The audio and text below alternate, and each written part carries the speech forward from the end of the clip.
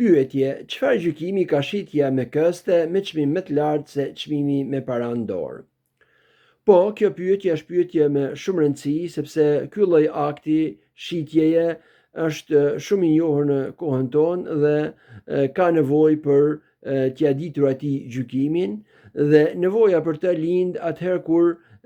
blerësi nuk ka mundësi të paguajë me para në dorë, dhe atëherë i propozohet një mënyrë tjetër me këste, por me çmim më të lartë se çmimi që është me para në dorë. Dhe sipas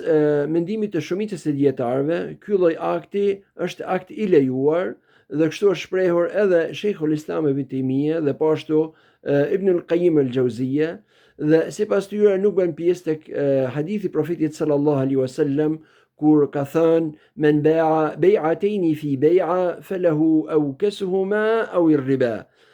Që do të thotë, kush shet dy shitje në një shitje ose bën dy akte shitje në një akt, atëherë atij takon me ulta ose përndryshe është kamat. Dhe sipas tyre, këtu profeti sallallahu alaihi wasallam ka për qëllim kur blerësi dhe shitësi ndahen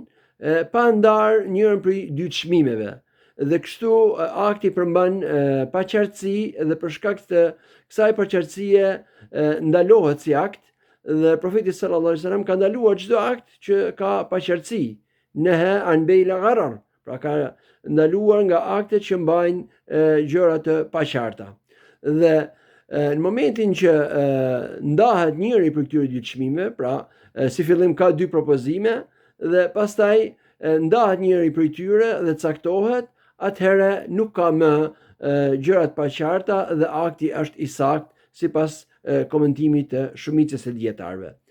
Mirë, po duhet kemi kujdes se akti për cilën flasin dietarët, pra lloji i shitblerjes që flasin për të dietarët e hershëm, është ai akt që nuk i kushtzohet blerësit që nëse nuk arrin do të paguajë në kohë, ti kërkohet pastaj gjobë, sepse ajo gjobë është kamat. Dhe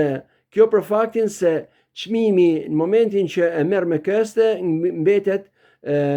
borxh tek blerësi, dhe borxhet në rast se shtohen për shkak kohës, atëherë këtu kemi kamat. Dhe